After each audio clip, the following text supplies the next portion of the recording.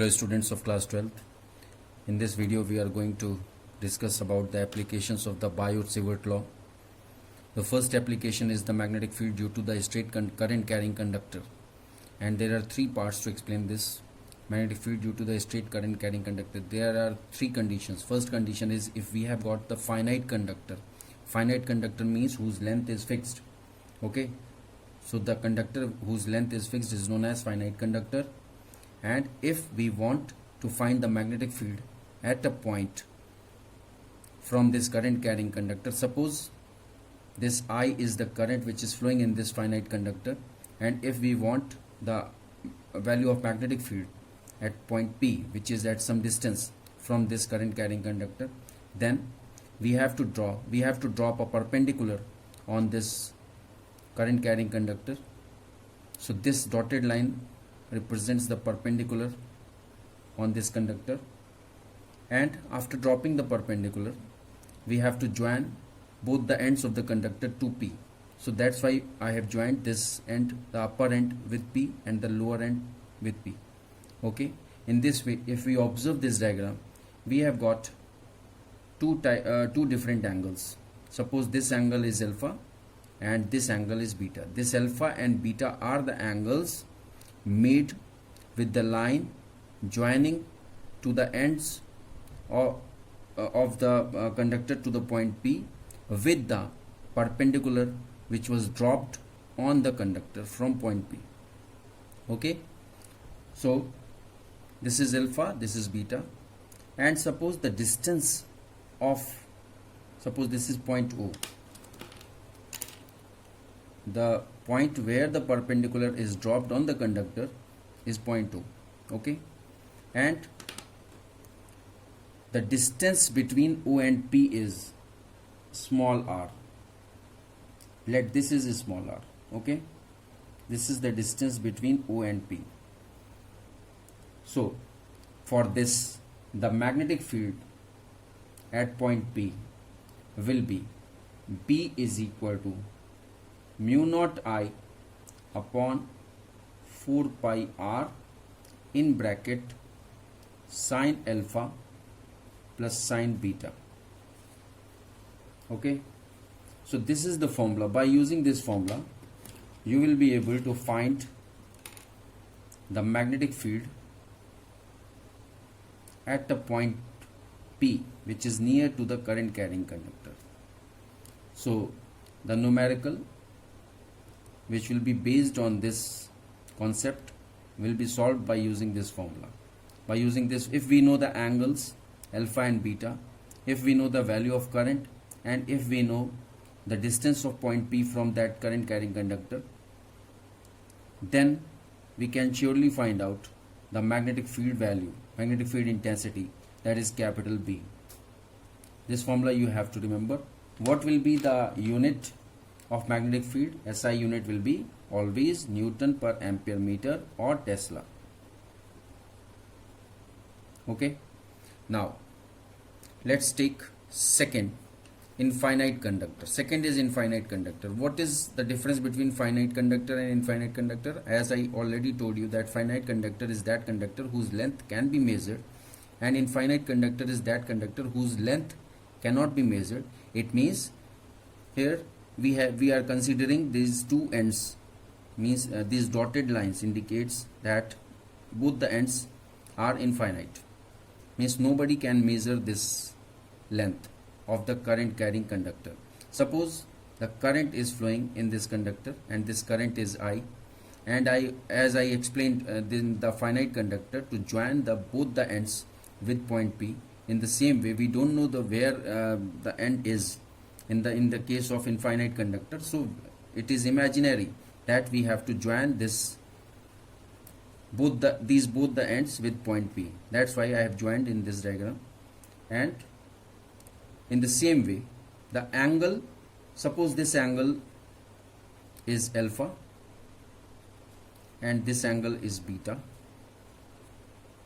and it should be imagined that the distance between, suppose this is point O, the point where the perpendicular is dropped is point O, as in previous case, and if we imagine the distance between O and P, if we compare the distance between O and P with the length of the conductor, then it is very clear that the angle alpha and beta will be approximately equal to 90 degree. ठीक है, क्योंकि क्या होगा कि जितना P इसके मतलब infinite तो बहुत बड़ी लेंथ हो गई, उसके सामने ये O से P की डिस्टेंस बहुत छोटी है। तो हम अगर P को एक एंड से मिला रहे हैं, ऊपर वाले एंड से P को दूसरे वाले एंड से मिला रहे हैं, और दोनों ही एंड ये इन्फिनिटी पे हैं, तो इसलिए ये जो एंगल्स होंगे ये हम मान लेते हैं कि 90 डिग्री होंगे, लगभग 90 डिग्री होते हैं। ठीक है, तो 90 डिग्री हम मान लेते हैं। अब हमारे इस केस में क्या हो गया, the value of alpha is 90 degree, the value of beta is 90 degree, and if we put these two values of alpha and beta in this basic formula, then what we'll get, it will be B is equal to mu naught I upon 4 pi r in bracket sin 90 degree plus sin 90 degree, because हम यहाँ पे put करेंगे alpha और beta की values, और alpha और beta दोनों की वैल्यूज 90 डिग्री है। तो क्या हो जाएगा, B is equal to mu not I upon 4 pi r, sine 90 की वैल्यू आपको पता है, तो ये 1 + 1 हो जाएगा। It means B will be 2 mu not I upon 4 pi r, ये 2 से कैंसिल हो जाएगा। तो फाइनली हमारे पास क्या आ जाएगा, B is equal to mu not I upon 2 pi r. ये फॉर्मूला आपको याद रखना है for the finding of the magnetic field at a point which is very near to the current carrying infinite conductor. Okay? तो अब दोनों में difference के लिए हम यहाँ बोल सकते हैं B infinite. Okay? And the value, the unit, the SI unit will be same, Newton per ampere meter और टेस्ला। ठीक है, अब तीसरा केस ऐसा है कि ये इनफाइनाइट कंडक्टर मीन्स एक पॉइंट P हमने ऐसा इमेजिन किया कंडक्टर के एक एंड पे, मतलब एक एंड हमको मिल गया। इसमें तो दोनों एंड इन्फिनिटी पे थे, इसमें केवल एक एंड इन्फिनिटी पे है और दूसरा एंड हमको पता है कि क्या है। तो उस दूसरे एंड के बिल्कुल पास में अगर हमने पॉइंट P लिया, ठीक है, और डिस्टेंस वही है स्मॉल r, यहाँ पे भी देखो, अब यहाँ पे क्योंकि मैंने स्मॉल r शो नहीं किया, स्पेस बहुत कम थी, क्योंकि ये O से P के बीच की डिस्टेंस बिल्कुल बीच में आ रही थी। यहाँ पे मैं शो कर रहा हूँ क्योंकि ये बिल्कुल नीचे की तरफ है। ठीक है, तो ये R हो गया। अब आप देखिए इस केस में क्या होगा, ये एंगल कितना है, ये वाला एंगल कितना हो गया, जैसा कि मैंने बताया था 90 डिग्री होगा। It means this alpha is equal to 90 degree. And what is beta, अब देखो इस एंड और इस एंड के बीच में परपेंडिकुलर लाइन है, means we have drop this perpendicular from point P to point O, this is point O। Okay, और ये दोनों पास हैं, तो इसलिए यहाँ पे बीटा की वैल्यू क्या होगी, 0 डिग्री होगी। अब सेम फॉर्मूला, जो बेसिक फॉर्मूला हमारा फाइनाइट कंडक्टर का था, वही हम यूज करेंगे। तो अब इसमें हम अगर पुट करते हैं तो क्या हो जाएगा, B is equal to mu not I upon 4 pi r in bracket sine 90 degree plus sine 0 degree. आपको पता है साइन 0 की वैल्यू 0 होती है, साइन 90 की वैल्यू 1 होती है। तो ये क्या हो जाएगा, B will be equal to mu not I upon 4 pi r. Finally आपका ये हो जाएगा mu not I upon 4 pi r. This you have to remember for finding the magnetic field strength at one end of the infinite conductor, और unit वही होगी Newton per ampere metre या Tesla. ठीक है, अब एक चीज बहुत क्लियर है, अगर हम इन दोनों को देखें, यहाँ पे मैं इसको अलग से बता रहा हूँ, अगर हम इन दोनों फॉर्मूलाज को देखें तो क्या डिफरेंस है। यहाँ mu not I upon 2 pi r है, यहाँ पे mu not I upon 4 pi r है। ये B इन्फिनिटी है, और आप इसको, क्योंकि ये एक एंड के पास में है, तो हम इसको BE कर सकते हैं, BE। ठीक है, तो क्या हो जाएगा, हम इन दोनों को कंपेयर करेंगे तो हम एक कंक्लूजन पे पहुंचेंगे।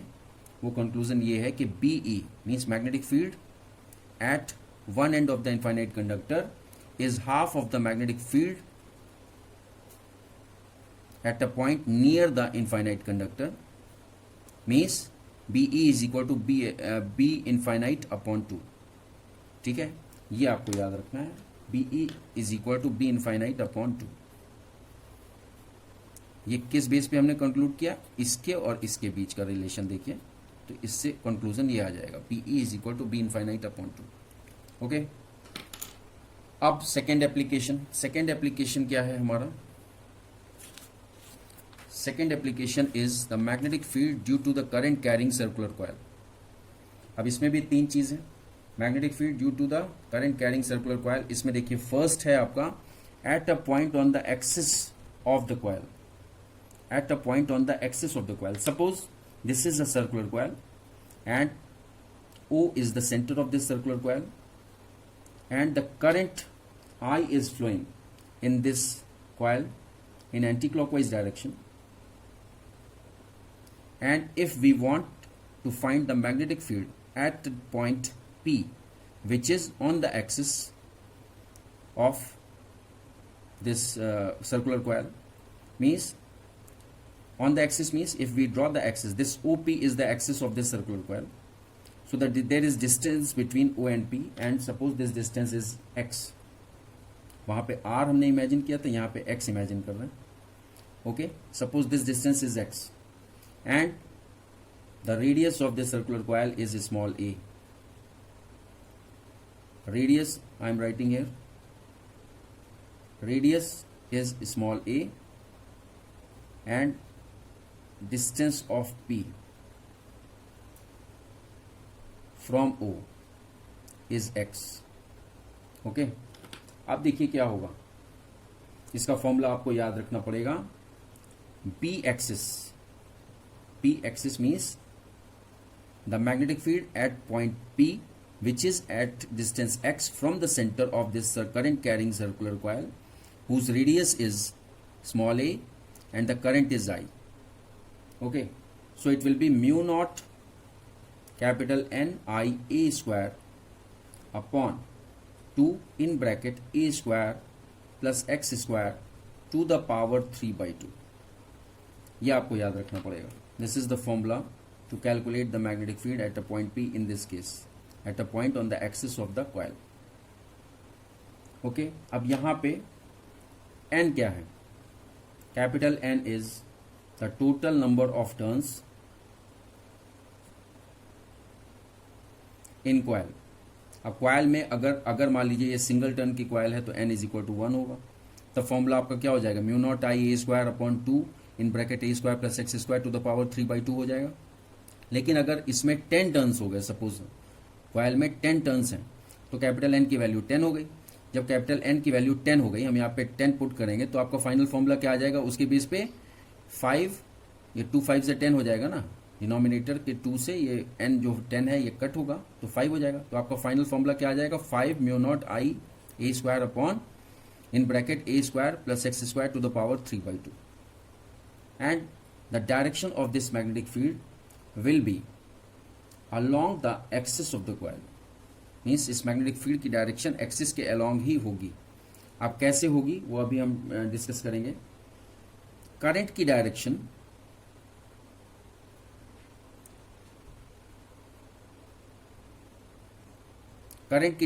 एंटी क्लॉकवाइज है,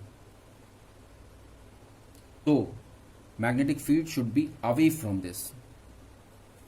देखो इस तरह से राइट हैंड थंब रूल के हिसाब से आप देखिए, ये देखो ये करंट, ये फिंगर्स की कर्लिंग जो है ये करंट शो करती है और थंब शो कर रहा है मैग्नेटिक फील्ड की डायरेक्शन. तो जो थंब है ये टूवर्ड्स पी होगा, मीन्स अवे फ्रॉम पी होगा. ठीक है, हम टूवर्ड्स पी की जगह अवे फ्रॉम पी बोलें तो ज़्यादा अच्छा है. और ये कर्लिंग ऑफ फिंगर्स देखो यहाँ से एंटी क्लॉकवाइज, अगर हम ऐसे करंट को देखें तो ये एंटी क्लॉकवाइज मूव कर रही है करंट, एंटी क्लॉकवाइज फ्लो कर रही है करंट, तो मैग्नेटिक फील्ड की डायरेक्शन अवे फ्रॉम पी होगी. मीन्स अवे फ्रॉम कॉइल कह सकते हैं, अवे फ्रॉम कॉइल. तो डायरेक्शन क्या हो जाएगी, इस केस में डायरेक्शन क्या हो जाएगी, इस केस में जो डायरेक्शन होगी वो हम यहाँ पे इंडिकेट कर रहे हैं. This is the direction of magnetic field. Okay, और अगर इसका जस्ट अपोजिट केस है कि करंट की डायरेक्शन क्लॉकवाइज होगी, तो आपका क्लॉकवाइज इस तरह से देखो, क्लॉकवाइज करंट है, करंट की डायरेक्शन क्लॉकवाइज हो गई। अब इधर से देखेंगे, कर्लिंग ऑफ फिंगर्स देखिए, क्लॉकवाइज हो गई करंट। जब क्लॉकवाइज करंट हो गई तो थंब की डायरेक्शन किधर हो जाएगी?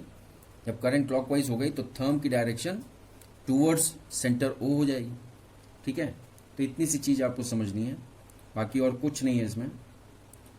आप देखिए, ये फॉर्मूला हो गया for finding the magnetic field at a point P which is on the axis of the current carrying circular coil.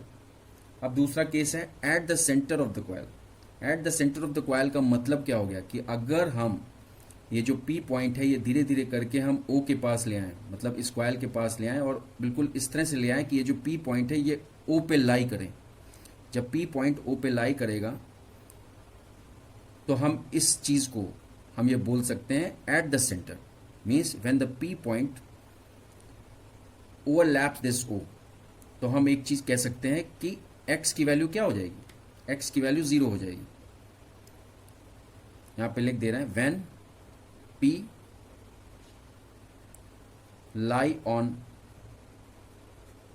Centre O, तो क्या हो जाएगा? Then x is equal to 0। जब सेंटर x क्या है? x है O और P के बीच की डिस्टेंस, लेकिन जब P O के पास आ जाएगा, O के ऊपर आ जाएगा, इसका मतलब कि कोई डिस्टेंस, अब OP का कोई वैल्यू रही नहीं गई, OP means 0, distance between O and P will be 0 और distance between O and P क्या है? x है, तो it means x is equal to 0। तो अब क्या करेंगे हम इस बेसिक फॉर्मूले में, जैसे इस केस में, पहले वाले केस में हमने इसी को बेसिक फॉर्मूला माना था फाइनाइट कंडक्टर को, इसी के बेस पे हमने वैल्यूज पुट करके, साइन की वैल्यू पुट करके हमने दोनों केसेस को एक्सप्लेन किया। उसी तरह से ये बेसिक फॉर्मूला है फॉर द सर्कुलर कॉइल। अब इसमें आप x की जगह 0 पुट करेंगे तो क्या आ जाएगा? अब क्योंकि सेंटर की बात है तो यहाँ पे हमने बी एक्सिस लिखा था, यहाँ पे हम इसको सेंटर लिख रहे हैं। बी सेंटर में CEN TER भी लिखा जा सकता है, TRE भी लिखा जा सकता है, उसमें कोई दिक्कत नहीं। B centre is equal to mu nought NI A square upon 2A square plus 0, क्योंकि x की वैल्यू 0 है, टू द पावर 3/2।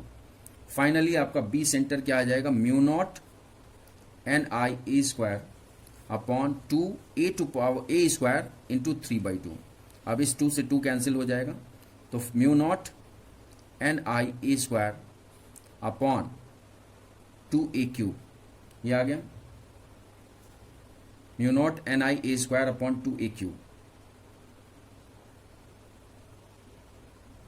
अब देखिए यहां पे ये A स्क्वायर से ये क्यूब कैंसिल होगा, तो फाइनली आपका बी सेंटर क्या आ गया?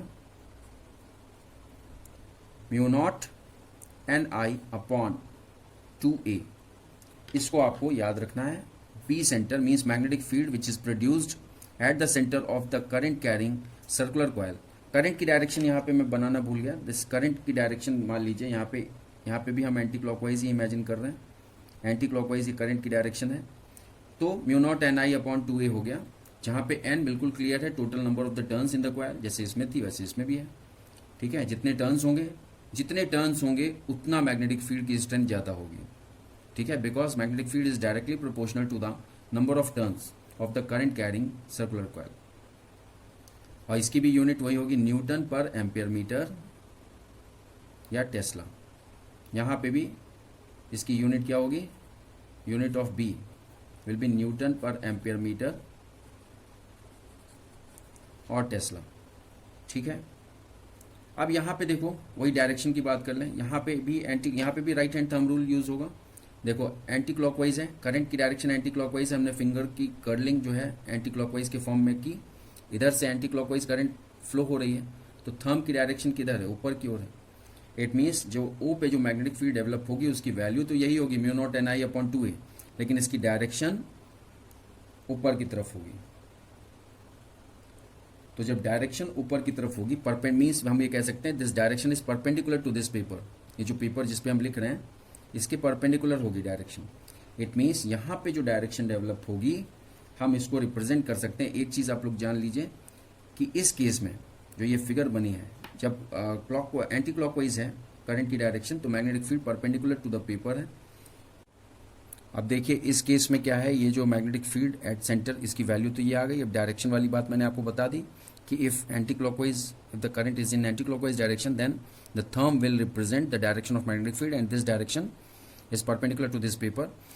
और इसको हम कैसे रिप्रेजेंट करते हैं, एक रेडियो बटन से रिप्रेजेंट करते हैं। अगर magnetic field perpendicular to the paper in the upward direction है तो magnetic field direction, this represents the magnetic field direction perpendicular to the paper when I is in anti clockwise direction. अब अगर इसी coil में current जो है clockwise होती तब क्या होता मैग्नेटिक फील्ड की डायरेक्शन, तब आपका ये केस होता है। ये देखो फिंगर की कर्लिंग जो है क्लॉकवाइज हो गई और थंब जो है नीचे की तरफ हो गया, means perpendicular to this paper. तो हम इसको कैसे रिप्रेजेंट करते, वैल्यू वही रहती मैग्नेटिक फील्ड की, डायरेक्शन चेंज हो जाती, तब हम इसको डायरेक्शन इस तरह से क्रॉस में हम शो करते हैं। So this cross indicates the magnetic field perpendicular to the paper when the current is in clockwise direction. अब तीसरा केस है circular arc. Suppose this is a circular arc. Circular arc has got a center and radius. Suppose this radius is small a and the current flowing in this circular arc is I, and if we join both the ends of the arc to the center O, then it will make certain angle theta, and in this case अब इसको हम दो तरह से represent करते हैं। अगर question में आपको दिया हुआ है थीटा की वैल्यू डिग्री में, तो आप यहाँ पे इस फॉर्मूले का यूज करेंगे, B arc is equal to theta upon 360 into mu not I upon 2a, और यूनिट वही होगी न्यूटन पर एम्पियर मीटर या टेस्ला।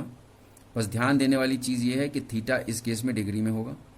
अब अगर आपको थीटा रेडियन में दिया हुआ है तो आपको क्या करेंगे, आप ये वाला फॉर्मूला यूज़ करेंगे, theta mu naught I upon, देखो न्यूमरेटर दोनों का सेम है, theta mu naught I upon यहाँ पे 360 की डिग्री की जगह अगर हम 2 पाई रख दें तो ये रेडियन में हो गया। यहाँ पे अगर हम 2 पाई पुट करेंगे तो 2 पाई इंटू 2 क्या हो जाएगा, 4 पाई हो जाएगा। वही 4 पाई यहाँ पे इंडिकेट किया गया, 4 पाई इंटू ए।